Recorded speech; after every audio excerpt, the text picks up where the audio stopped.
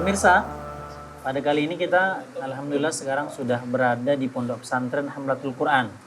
Dan Pondok Pesantren Hamlatul Quran ini yang sekarang kita ini berada di masjid, dan di sebelah sana adalah perencanaan untuk kelas dan penginapan santri. Nah, Pesantren Hamlatul Quran ini di bawah naungan Pormis atau Forum Masyarakat Islam di Batubara. Nah, kebetulan di sebelah kiri saya ini beliau adalah ketua Pormis. Assalamualaikum. Nah, jadi Pak, boleh diceritakan sedikit kepada pemirsa ini bagaimana sejarah kenapa membentuk Pormis dan pesantren ini? Alhamdulillah, Bismillahirrahmanirrahim. Pormis ini awalnya kami masyarakat desa Pakam Raya dan desa Pematang Cingkring. Ketika kami ini dipercaya oleh orang-orang yang berada untuk menyalurkan infak sedekahnya kepada duafa, maka kami salurkan itu ke rumah-rumah para duafa. Nah, ketika kami melihat apa yang ada pada mereka, bahwa santunan-santunan ini hanya berhenti sampai di situ saja. Sementara anak-anak mereka juga perlu pendidikan. Berarti santunannya berupa bahan pokok? Bahan pokok. Kemudian ketika kita melihat anak-anak ini, mereka ini jauh daripada pendidikan dikarenakan ketiadaan biaya dan sebagainya. Akhirnya kami membuat suatu wadah yang namanya Forum Masyarakat Islam Batubara. Jadi terbentuklah pada saat itu organisasi ini, organisasi kesosialan masyarakat dari 3 desa ini pada tahun 2016. Nah, kemudian kami coba anggota Forum Masyarakat Islam ini suatu gebrakan menyisihkan uang saku kami Rp1.000 per hari. Ya, per anggota. Jadi 3 bulan sekali kami buka. Dari hasil itu kadang-kadang dapat 4 juta, ada 5 juta. Nah, variasi lah setiap kami buka tabungan itu. Dan ini kami salurkan terus kepada duafa, di samping juga dibantu oleh donatur-donatur yang lainnya. Maka kita buat sembako gratis dan sebagainya. Nah, pada akhirnya organisasi Forum Masyarakat Islam ini ingin kita kembangkan supaya anak-anak mereka yang tidak mampu bisa kita tampung, bisa dicerdaskan khususnya untuk tahfiz Quran. Tahfiz Quran. Karena kita yakin bahwa orang yang dekat dengan Al-Quran itu sebenarnya lebih pintar daripada orang-orang yang tidak dekat dengan Al-Quran, walaupun sebenarnya mereka itu pendidikannya lebih memadai. Yeah. Jadi kami buatlah Pormis ini, kami urus dengan notaris, kemudian sampai Menkumham, akhirnya keluarlah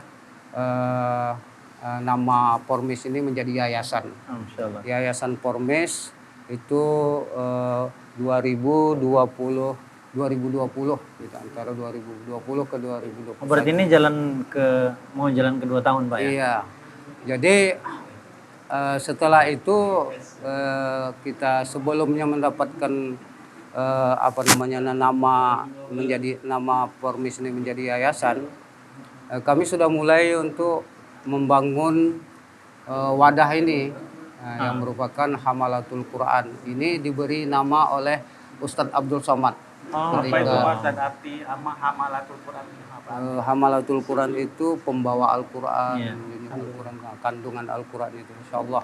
Berarti program yang terbesar dari Formis itu tahfiz, Iya, tahfiz. insya Allah, insya Allah. Apa aja program-program di Hamla apa Pak? Di Formis ya? Ya, program kita itu ya selain nanti juga pengembangan tahfiz Quran ini, kita juga akan mendidik anak-anak ini terampil, terampil di segala bidang untuk bisa dunia dan akhiratnya mereka dapat. Gitu. Berarti kayak skill ya?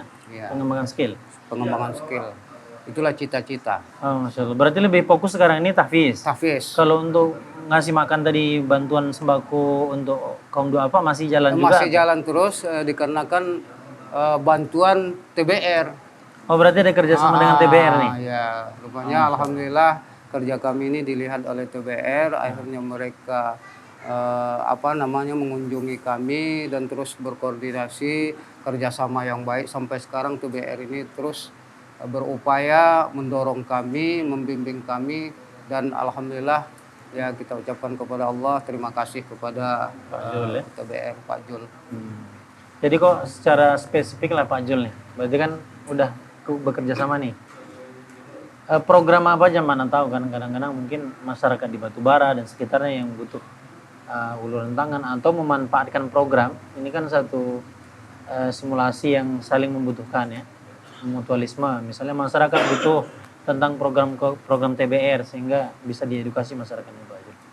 Kalau untuk Yayasan TBR, Yayasan Taman Barokah Rizki, program yang udah berjalan itu antara lain itu pendirian pembangunan rumah layak huni untuk masyarakat yang tunawisma.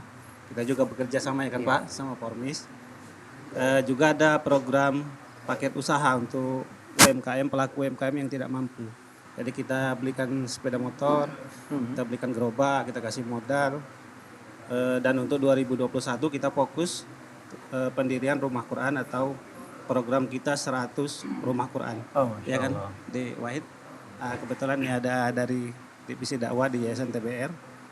Mudah-mudahan program kita ini 100 rumah Quran akan berjalan sesuai dengan rencana. Amin, amin, amin. Jadi Pak Ketua ini untuk Formis lah secara khusus ya. Apa kira-kira kendala yang dihadapi nih, yang bisa diedukasi masyarakat, mana tahu bisa membantu dan sebagainya? Ya, apa yang kami rasakan dengan pengalaman kami seadanya, minim daripada pengalaman untuk melakukan hal ini, maka kendala kami tentu keilmuan tentang pengelolaan daripada tahfiz Quran ini.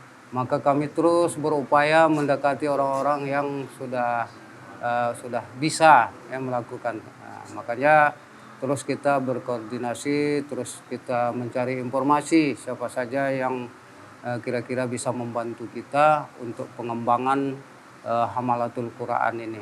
Itu kendala. Yang kedua, tentu kendalanya adalah bagaimana bisa yang keinginan kami ini terwujud cepat, seperti pemondokan. Yang sekarang ini anak-anak kita, santri kita, belajarnya sifatnya pulang pergi begitu. Oh, belum mondok ya? Belum mondok. Ya, itu pun jam belajarnya dari pagi jam-jam 9 menjelang zuhur, aplusan nanti jam zuhur sampai jam 5. Karena kita daya tampung tempat yang ini terbatas seperti ini. Nah, kami ingin secepatnya lah bisa anak-anak ini sebagiannya dipondokkan karena lahan kita sudah meluas dari 4 rantai menjadi sekarang 8 rantai. Nah, ini terima kasih kepada donatur-donatur kami yang telah membantu kami dalam hal pembangunan ini. Ya, mudah-mudahan ini bisa terrealisasi, bisa tercapai dengan cepat karena masyarakat kita khususnya daerah kami ini ya boleh dikatakan ketinggalan daripada keagamaan gitu. Iya, Masya Allah. Ya. Ya, berarti itulah harapannya pemirsa. bagi kita di mana saja berada, bagaimana tim Pormis kemudian berupaya untuk mencerdaskan umat muslim yang secara khusus mereka akan mengembangkan pondok pesantren tahfizul Quran, karena merasa bahwasanya yang dari program awal adalah program memberikan makanan saja, akan tetapi mereka menyadari bahwasanya ada yang lebih penting daripada makanan. Sebelum kita memberikan ruh pada makanan pada jasad, ada yang lebih terpenting adalah memberikan makanan pada ruh, yaitu salah satunya adalah dengan memahamkan mereka terhadap Al-Quran. Nah, bagi pemirsa dimanapun berada, kita setidaknya ketika kita tidak bisa untuk berjuang untuk membuka pondok pesantren atau kita mengajarkan Al-Quran itu sendiri, faktor kesibukan, faktor kelemahan mungkin kita tidak memadai kapasitas ilmu, maka kita bisa membantu mereka melalui pengadaan media. Salah satu contoh dikatakan Bapak Ustadz tadi bahwasanya seperti kelas yang kemudian sampai sekarang belum terwujud. Kemudian masjid juga masih, di mana sini kita lihat plaster juga belum selesai, kemudian kubah belum selesai. Maka ketika kita ikut andil, yang kata Rasulullah SAW dikatakan man bana masjidan lillah, maka dikatakan kata Rasulullah, barang siapa yang membangunkan masjid rumah Allah Subhanahu wa taala seperti rumah sangkar burung, sebesar sangkar burung atau lebih kecil dari itu, maka akan dibangunkan oleh Allah Subhanahu wa taala di rumah di surga.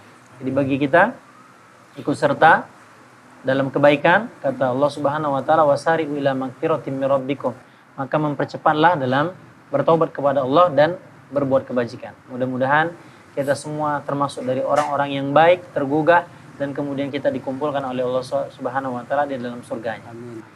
Demikian pada kesempatan kali ini kita mengucapkan terima kasih nih Pak. Mudah-mudahan apa yang diniatkan bisa tercapai, karena kata para ulama mereka mengatakan ibda'u min haitsu intahal akharun, karena kata para ulama manajemen mengatakan bahwasanya kita memulai di mana orang sudah selesai.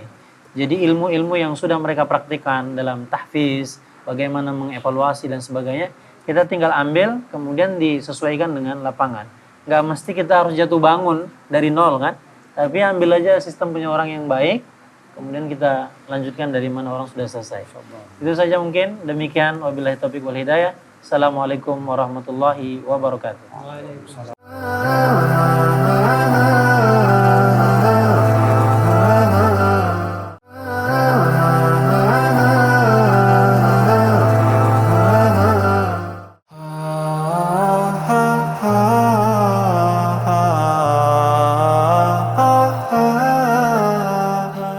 Alhamdulillah sahabat muslim semua, setelah kunjungan dakwah kami ke Pondok Pesantren Tahfiz Hamlatul Quran, saya diajak oleh Pak Jul dari Yayasan Taman Barokah Rezeki ke salah satu rumah Al-Quran yang beliau dirikan bersama sahabat dakwah di Kabupaten Batubara.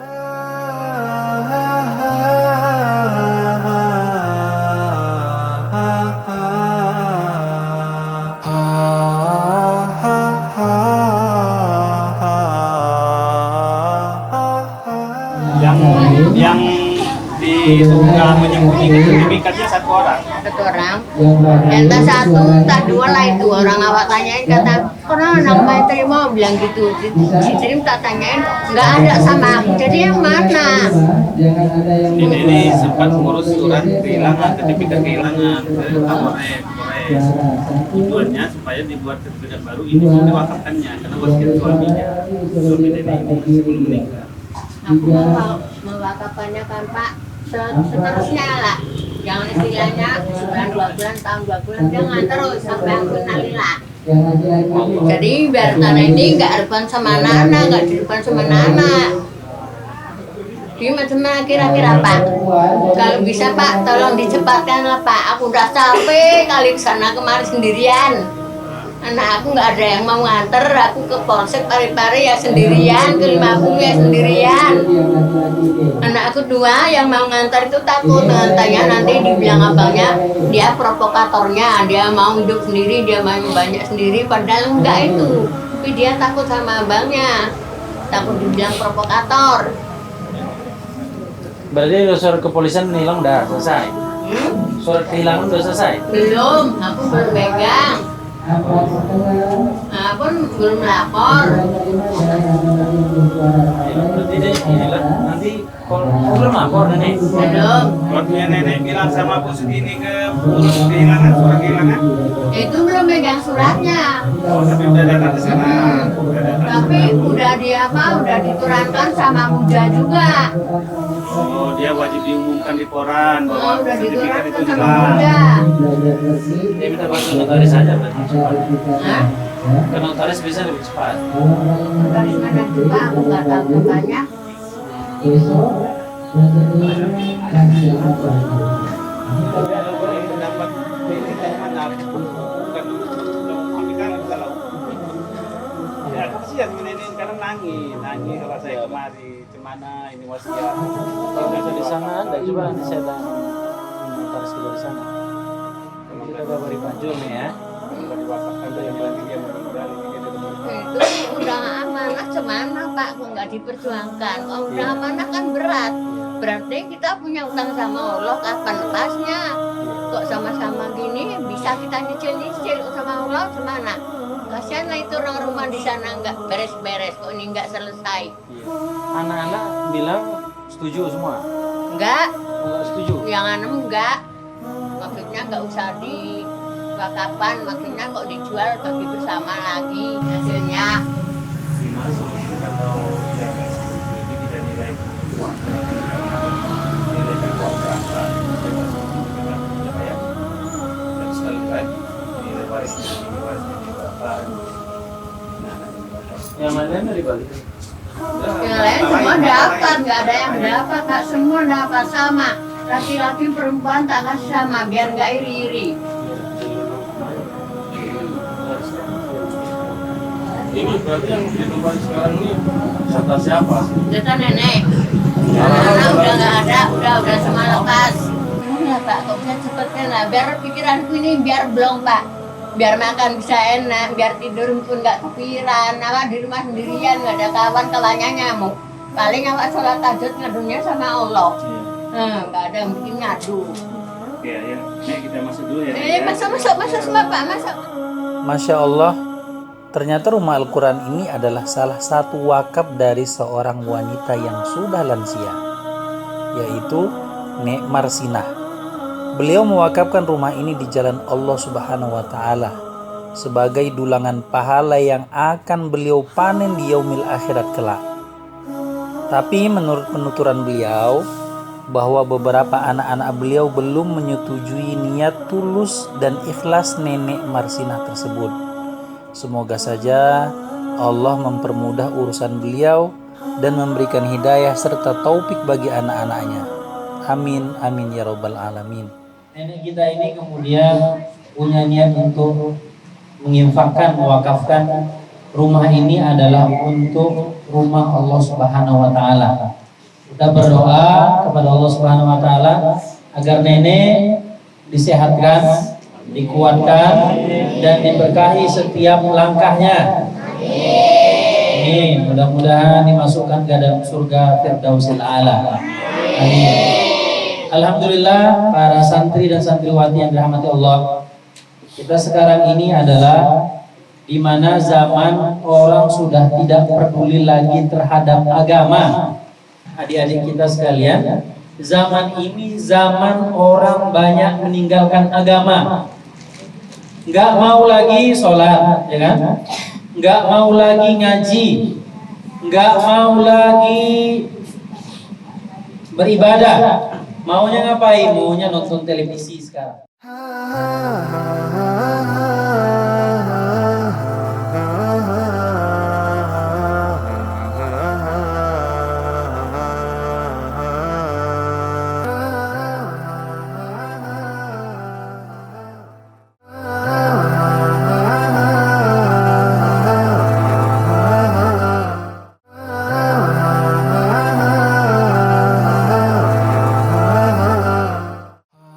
Alhamdulillah sahabat muslim semua, setelah kunjungan ke rumah Al-Quran TBR yang langsung dibina oleh Pak Jul Patah, kami kemudian diajak oleh teman-teman dakwah ke PT Pelindo, untuk bersafari ke pelabuhan baru yang akan digadang-gadang sebagai pelabuhan dagang tersibuk di Pulau Sumatera di masa mendatang nanti.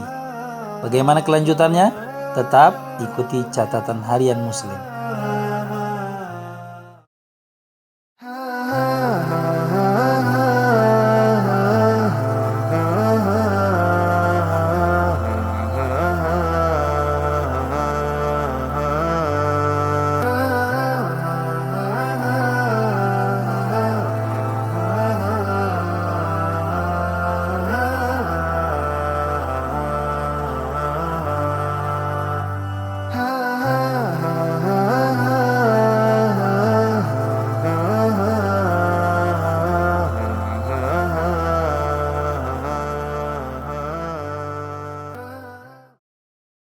Qadarullah, kami tidak diizinkan merekam momen ini dengan kamera profesional. Namun, begitupun saya berharap sahabat semua bisa menikmati perjalanan saya di episode kali ini. Muslim, bagaimana perjalanannya? Alhamdulillah kita melihat perkembangan ekspor impor ya di PPL ini, bagaimana sistem automatically mereka menggunakan sistem by system, tidak menggunakan tenaga manusia lagi, robot, kemudian mempersiapkan tempat-tempat untuk pengangkatan kemas dan sebagainya yang sudah tergolong ya cukup lah untuk dari segi teknologi. Pemirsa, alhamdulillah kita barusan jalan-jalan melihat PT Pelindo. Cukup ketat ya penjagaannya, safety-nya, sampai pakai topi, pakai rompi. Di dalam juga kita sport-sport tidak boleh diambil dengan kamera. Jadi ya ala kadarnya lah kita bisa ngambil kamera. Dan mudah-mudahan ini sekarang kita menuju ke perusahaan yang kedua atau dibilang PT Inalum. Nah, saksikan pemirsa bagaimana di dalam nanti.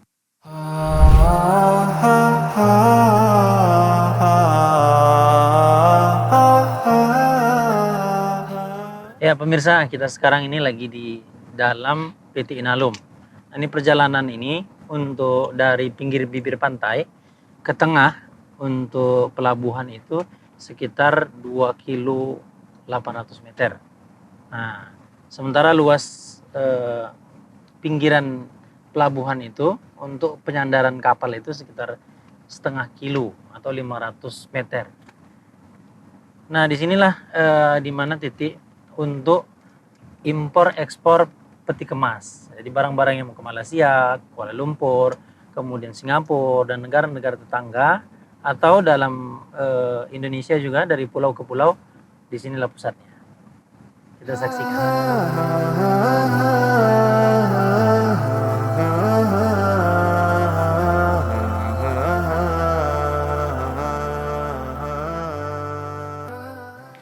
Pemirsa, alhamdulillah sekarang kita sudah di tengah-tengah pelabuhan Inalum. Pelabuhan yang khusus untuk ekspor impor barang. Jadi nggak ada di sini kalau untuk para yang pelancong atau yang mau berpergian menggunakan pelabuhan ini tidak ada. Ini khusus untuk Inalum. Untuk barang baik impor ataupun ekspor. Nah, alhamdulillah rasa senang kita ini sekarang di laut ya. Bagaimana kreatif manusia itu yang kemudian menciptakan lapangan usaha. Yang kalau pada asalnya ini adalah lautan yang dari pinggiran itu 2 kilo 800 meter. Nah, bayangkan ketika dibuat jalan sehingga transportasi bisa masuk dan mengambil barang dari tengah lautan.